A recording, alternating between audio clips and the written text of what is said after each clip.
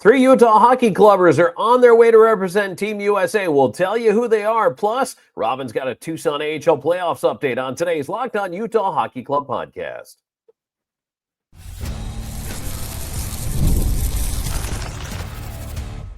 You are Locked On Utah Hockey Club, your daily podcast on the Utah Hockey Club, part of the Locked On Podcast Network, your team every day. Hello, everyone, and welcome in. I'm Tom Callahan, veteran NHL voice, joined by Robyn Leaño, a longtime team analyst, and together we are the dynamic duo that brings you the Locked On Utah Hockey Club podcast every single day. We appreciate all of you who make us your first listen every single day when it comes to the Utah Hockey Club and all things going on around it. And as we've said, we are going to have continuing coverage right up through the draft, free agency, and on into the summer. Plenty of topics for us to discuss.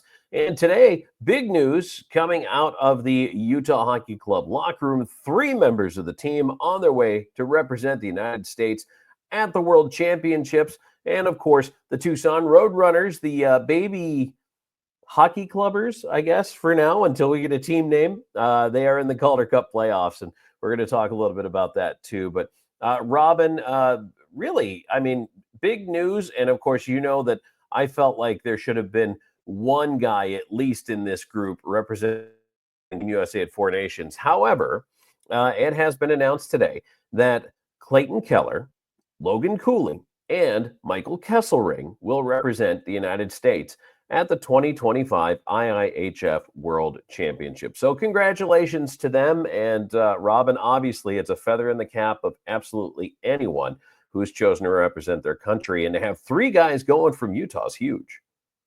Oh, absolutely. It is really nice, to be able to see that.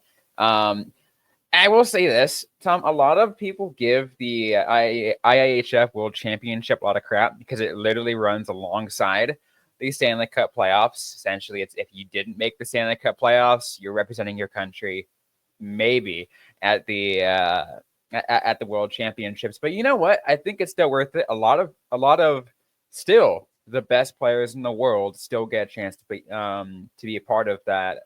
Of this tournament. It's really fun to watch. If you ever get a chance to watch them, I know everyone's probably still got their eyes glued to the TV for Stanley Cup playoffs because they're really fun, best games in the world. But I still recommend you guys give the World Championship a try. And it's especially with those 3 players, as you mentioned, Keller, Cooley, and Kesselring representing Team USA this year. Well, exactly. Now there's a reason to watch if you're a Utah fan, right? There are 3 reasons to watch. Right. Keller just came off a career best 90-point season, which is fantastic. He had a great year. He has actually been to the World Championships a couple times before, 2017 and 2019. This is crazy. This is how young Logan Keller is, and I can't wrap my brain around it. Not only was he on Team USA at the Worlds that year, but he was also at the World Juniors in 2017. Oh my goodness. So that's kind of crazy to me, but it's really cool to see. I mean, the guy hit 600 games. That's wild. He's 26. He hit 600 games. He's over the 500-point mark for his career, and he's only getting better, Robyn. So, I mean, this could actually be a Clayton Keller coming out party in front of the world. And you know what? I feel like it's the perfect opportunity for Clayton Keller, not just to the world, but just overall to showcase to Hockey USA to be able to I deserve a spot on Team USA in Milano Cortina 2026. Well, honestly, all of them can audition for that, I think, fairly, and yes, should. But Cooley for sure is a guy who, again, I felt like should have been there for Four Nations. It kind of worked out, right? I think because Cooley didn't go, 2 things happened. Number one, Keller, not Cooley. We'll get to Cooley. Right. Keller not going was 2 things. It was rest during that 2-week period, and it was motivation down the stretch. And I think those both really worked to the advantage of Keller and the Utah Hockey Club. Oh yeah, absolutely. And I think, and then that's my favorite part. And again, as I've mentioned so many different times about Clayton Keller, as you see a lot of different motivating factors of him to play some of his best seasons. As I mentioned, the year following his shattering his leg, essentially, he comes out and have his at the time career best before now being overshadowed by this last season at the UHC. And this adversity it's a whole different kind. This one's more of, hey, I got snubbed from Team USA in 4 Nations. I'll prove to you why you made the worst mistake. Absolutely. And another guy, now this is a really nice nod for Cooley. Cooley is only 20. So still at the very, very beginning of what we hope is a long and fruitful pro career. But 25 goals and 65 points this year. Can Logan Cooley, can we say that his season was under the radar? I kind of feel like it was. In some ways, because I feel like so many different people were had their eyes on Keller performing really well, on noticing that there were ups and downs, lots of up and downs on Nick Schmaltz and Lawson Krause. People were wondering where they were at times before they ended up coming back and having pretty decent seasons. And you had the just complete dominance, I know, with some low periods of Dylan Gunther. So people didn't, it allowed Cooley to be able to thrive in a very unique way. Here's Robyn. This is the stat. Let me know if this surprises you, because it actually surprised me. So, I mean, Cooley has earned some superlatives, deservedly so. Mm-hmm. Among players 22 or younger, and again, he's 20, ranked 5th in the NHL in points and 6th in assists among the 22 and under set. So that's pretty heady company you're in. But was 5th in hits among Utah forwards. But this is the stat, Robyn, that grabbed me and really made me feel like, wow, we were not paying enough attention to Logan Cooley. 3rd in time on ice for the entire Utah forward course. 17 minutes, 52 seconds a game, TOI average, was 3rd among Utah forwards. And at no point this season did that register with me. You're right. I feel like, because we're focusing on the team as a whole, right? We're taking a look at how they were. But also, I'm like, you reading that off, and I'm like, yeah, I mean, that is a little surprising, because I didn't, because we weren't paying attention to that aspect. But I'm also not really all that surprised. I can really tell that this team has that level of confidence in Logan Cooley. They know what he's capable of. They know he's, has the potential to be a superstar. I mean, heck, for me, it's not a far-fetched idea to say, one of, if not the best, draft pick to come out of that year's draft. Like, he absolutely had a, phenomenal appearance from that. And really solid out, showing on that aspect. Heck, I mean, I saw those glimpses. I think the first glimpses that we saw of Logan Cooley, still during the Arizona Coyotes era, was when they had their preseason games in over in Australia, and you saw him make some moves, and I'm like, yeah, this kid's going to do some amazing things. He's going to take all the minutes. He is going to take the NHL by storm in a few years' time. And the other thing, too, is going to this tournament in particular, Robyn, I like this. I mean, I don't mind it for Keller's development, but obviously Keller's in a different spot in his development.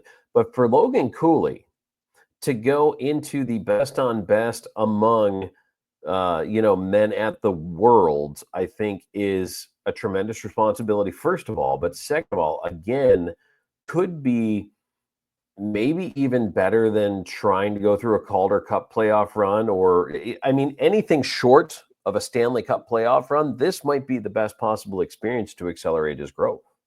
Oh, absolutely. And I think, to me, one of the biggest things that I've always talked about, Tom, and I've, as a longtime AHL reporter, I've always said, hey, if you can send these guys to the AHL, because it does, one of many things, but the main point that I want to get to of what it does do is it gives those players an opportunity if they make it to the Calder Cup playoffs or as you talked about, in this case, the IIHF Worlds, it allows them to get like postseason or high stakes tournament experience that really will go a long way to get them ready for Stanley Cup play. Yeah, they are different levels. IIHF Worlds is a whole different level, but it still is the world stage. There is still a high level, a high deal of pressure because, hey, you're representing your country. You get to represent the flag. I think that this is going to be just incredible for those guys. And I want to talk about Michael Kesselring here on the defensive side. So, Robyn, why don't we go ahead and talk about Kesselring, his year, his stats, and what he could bring to Team USA here in just a moment.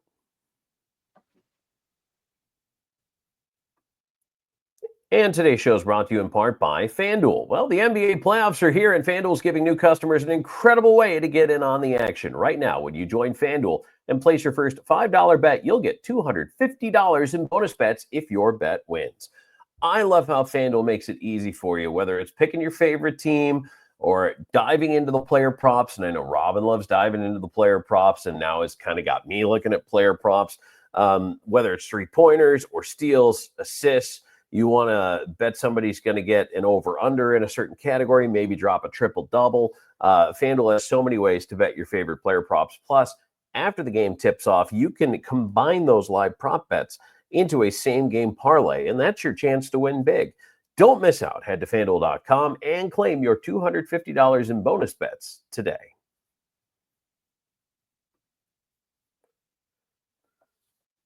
Tom Callahan, Robyn Leaño here with you. Thank you for joining us in the Locked On Utah Hockey Club podcast. Please subscribe if you like what you're hearing right now. Robyn and I are going to be here all the way through the Stanley Cup playoffs, talking about what's going on. We're going to be following the Tucson Runners through their Roadrunners through their playoff run, which we're going to update you on the game in Abbotsford here in just a little bit. So stay tuned for that as well. Keeping an eye throughout the organization. So we appreciate your subscription and following along. Doesn't cost you anything. Hey, it's free, right? But it does help us grow the show and to conquer some new turf, if you will, when it comes to the offerings we're able to bring to you on the show. Robyn, so we talked about Clayton Keller, Logan Cooley as forwards on the Team USA for the Worlds, and now it's Michael Kesselring. Kesselring is 25, the youngest of the Utah defenseman that is inked to come back for next year. And believe it or not, set new career highs in almost every category this year. Did play in every game, first of all, 82 games, which is awesome. Durability is great. 7 goals, 22 assists, 29 points. 26 of those were even strength points. And TOI was up at 1741 this year. So also had 84 blocks, which I love. Has size, which you cannot teach size at 6'5", 215. So you know what? I like it. It's interesting. I'm kind of curious to see with Kesselring, because now they've signed on top of what we had coming in. You now have Cole, who is a veteran leader and can really teach a younger player, I think, like Kesselring, a lot of things, but so can Olli Maatta. And meanwhile, leave the Dursey and Sergachev and Marinos of the world to worry about pushing the defense forward. Now there's a good teaching base for Kesselring, who is entering what will be his prime years as a defenseman. Absolutely. And it's interesting, Tom, like hearing, also just in general, Kesselring's name, being put up there, because I feel like, you talked about how kind of there are some aspects of Cooley that might have fell under the radar. I think Kesselring a little bit more so. I think especially with how absolutely crazy the blue line shuffling continued to be through over half the season. So it was really hard to get a good gauge of how he was, right? Because of the Dursey injury, because of everyone had their eyes on Sergachev, because focusing on Ian Cole, as you mentioned, because Olli Maatta coming in, finding out that there was the lackluster performance from Yusuf Alamaki. I can go on, right? I can keep naming off so many different things that happen with this blue line. And I think because all that kind of just didn't do Kesselring the justice that he deserved. I feel like he, as you mentioned, he went through the entire season, a full 82 game season, and that says something. That says that there is this year, especially, it said something. Right, it says something, especially this year. But also says too that there's a level of trust that they think that he really is one of the guys that they can trust on any given day, because he could have been a 7th defenseman even with all the injuries and be like, well, I think you can slot in on this day but not that day. But no, they put him in through every single night. And I think, and that is fair, not fair to Kesselring, but fair to say in the analysis why you get lost in the shuffle, because we were talking about injuries left and right all year long. And then, of course, to me, it was kind of newsworthy that Valley Mackey got sent down, cleared waivers, obviously, went to Tucson. But to me, that was honestly at the time a bit of a surprise. I really thought, well, I expected more. How's that? I expected more, and clearly didn't get it. And, Kesselring kind of moved into that spot. So, which good for Michael Kesselring. And now I'll be interested to see if they meaning Utah Hockey Club, are going to work with Kesselring. What's his path forward? Are they going to want to hone him more as a second power play type of defenseman if need be, growing into that role? Do they want him to become more defensive oriented? He clearly does have some offensive talent, right? He's able to contribute, not a ton, but I feel like almost the way you hear them talk about Michael Kesselring, they want to grow more of that part of his game to have him contribute more there. But I really want to see him become more steady Eddie on the back end too. I think, and look, he's 25, and I know it's a long learning curve for a defenseman. It could take years, but there were still some times where I was like, ooh, boy, that's a young player's mistake that he would make during the season. So I think he still has some learning to do. Oh yeah, certainly. And I think based on some of the things that you say, like I think with the right kind of development, Kesselring, I think could end up not necessarily have to be a offensive defenseman. I mean, those are nice, but a decent puck moving defensive guy, right? Someone who can still be along the blue line, move up if they have to, but really at the end of the day, that they're out there generating the offense from the point as much as they can. I think if you're a good first pass guy and you put up numbers near what he did and continue to show growth on the defensive side of the puck, you make yourself invaluable to a team. But you really do have to be able to lead a breakout, to make a smart first pass, to make it quickly and get your team onto the zone. That's huge. Lead a breakout is the biggest thing, because last thing we want to see is something that we did see a decent amount, not necessarily from Kesselring, but from, let's say multiple different Utah defensemen this last season. Was those defensive zone stretch passes that try to break something up. Some you realize it doesn't work. My favorite, Robyn. It annoys the hell out of me every single time. And yes, I will probably will I attempt those every time when I'm playing NHL EA Sports? Absolutely, because you can do it in that game. You can't do that in the actual game. Yeah, the cross ice hopers. Yeah, you know what? I agree with you. I really want to see those just eliminated from the vocabulary. But you know what? At the end of the day, I think for all three of these players, going to the Worlds is a tremendous chance to potentially win a championship here. Team USA does appear like it's going to be pretty good.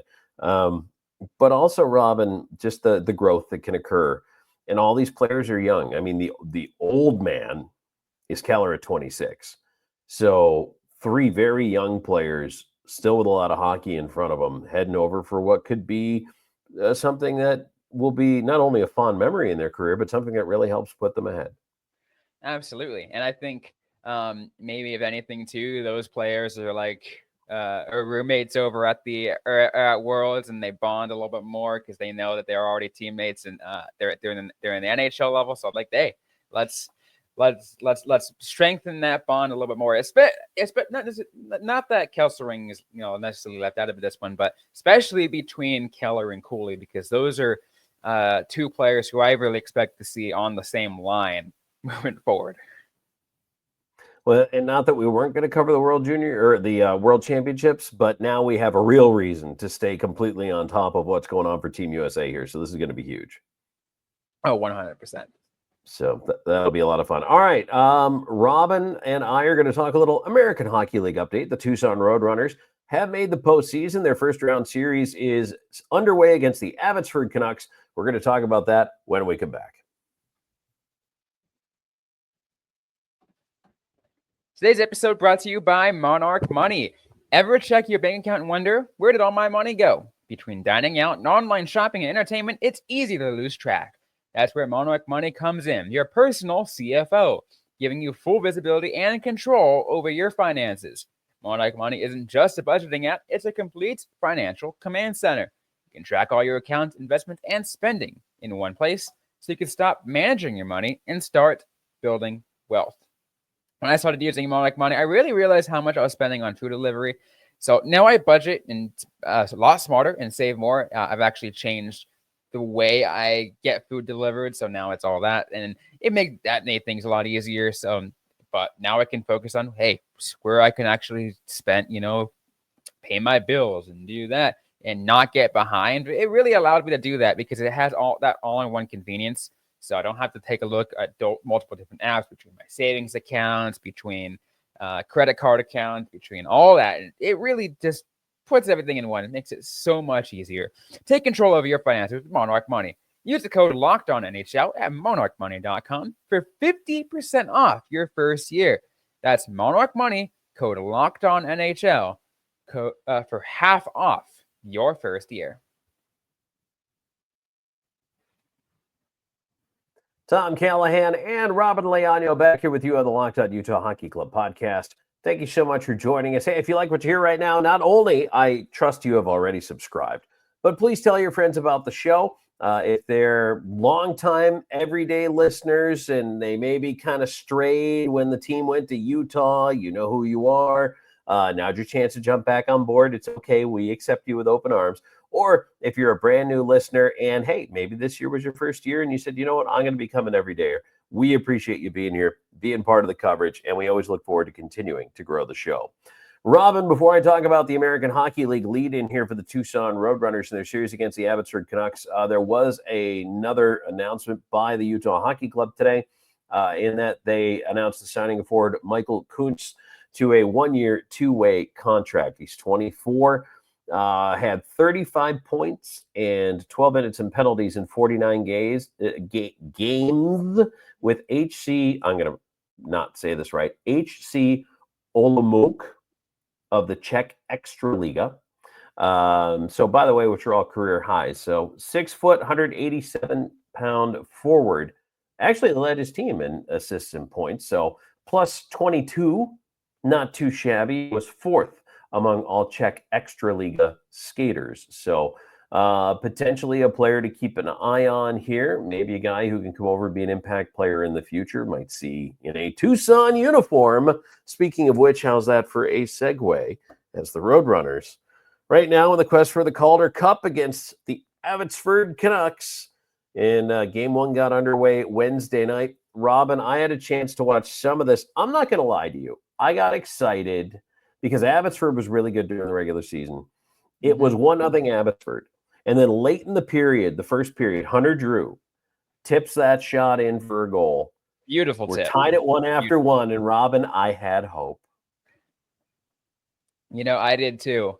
But, What I happened?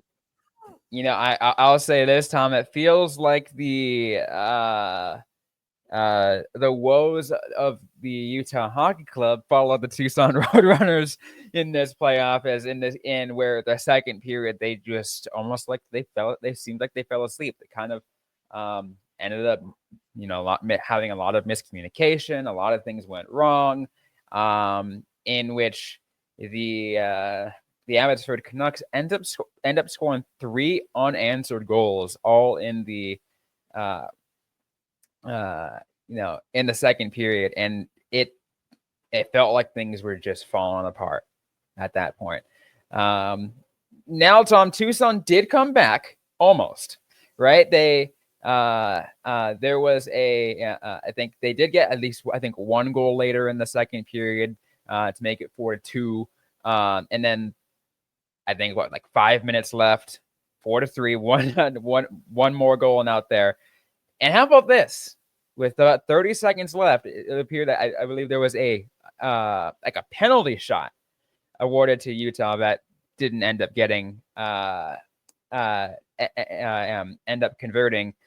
So Tucson loses game 1 4-3, which now they puts them in a win or go home scenario tonight when everyone's listening to this. Maybe it's a little bit later. Maybe that game is already underway, but it was excuse me. It's really unfortunate to see that happened, Tom. I mean, I feel like Tucson does not have the best record of them chasing games, but they almost came back. It gives me a little bit of hope. Maybe there's going to be a little bit fight for them in game 2. But they can't play the way they did in the second period. The second period nap, Robyn, is that what you're referring to? Sammy Blaze, both his goals are on Blaze's goals are both on the power play. So they did score shorthanded though at the end of the period. You're right, Travis Barron, who made it interesting, 4-2 right at the break, and he scores shorty. That's a lot of momentum. But they've got to win that special teams battle. And then Duda scores at 7:29, makes it a 1-goal game. And 19:25, so 35 seconds left. A penalty shot is awarded, but Max Zuber is stopped by Shilovs. And that's it. No OT, no tie game. And unfortunately, the Roadrunners dropped game 1. Yeah, part of me, even though I was really tired, Tom, part of me was really hoping there would be a situation like there was yesterday between Coachella Valley and the Calgary Wranglers. I'm not sure if you followed that, but that went to triple overtime, wasn't it? Yeah. Oh my goodness. I love AHL playoff hockey. I wish we got that level of excitement. I mean, game close towards the end there for Tucson Abbotsford game 1, but hey, maybe we'll get a better outcome in game 2. Again, it is win or go home now. This is the first round for the Pacific Division side. First round for most of in the playoffs is a best of 3, and then it goes to best of 5 in the division semifinals and division finals before getting to the rest of it. Absolutely. So, all right, there's your update on game 1, and Robyn and I will wrap the game 2 and possibly the series. Hopefully not. Hopefully there's a game 3, but we'll tell you about what happens there. And Robyn, in the meantime, if folks want to reach out to us on social media, where can they find us? They can find us everywhere on social media, primarily on the app formerly known as Twitter at LO_NHL Utah. You can also find us on Blue Sky at Locked On Utah Hockey. I am personally at Robyn_Leaño on Twitter and at Robyn Ice Time on Blue Sky. I'm at Tom Talks on Blue Sky and on Twitter at Callahan on Air. And Robyn and I seriously love hearing from you guys, not only in the comments below on the videos and anything else we put out there, but also, I mean, hey, you have thoughts, you have questions. Already we are compiling a list, and Robyn, have had, I think, some great suggestions for some videos that we're going to be able to get to here in the next little while. So everything you guys send us, we definitely do read, and in some cases we respond. And as Robyn always says, maybe we don't respond right away, but that's because we're gonna hold that back for a topic for the show. Absolutely. So. That's what we do. Like I said, I do check your comments almost every single day. And I try to at least make it known that I saw your comment. So if you don't hear back again, we will get back to you. Yes. And the Robyn fan club is alive and well. I could tell by reading the comments. So absolutely love that. All right. Well, we're going to come back at you again. Don't worry, Robyn. I'll save you from that one. We're going to come back at you again tomorrow. Thanks for making us your first listen, as we said, every single day. And we appreciate you being here. Hey, by the way, if you want to check it out, there's a brand new NHL show on the Locked On Network, and it is the nightly recap show that goes 7 days a week. You can also check that one out too, anywhere you get your podcast. So for Robyn, I'm Tom. Thanks for joining us right here on the Locked On Utah Hockey Club podcast.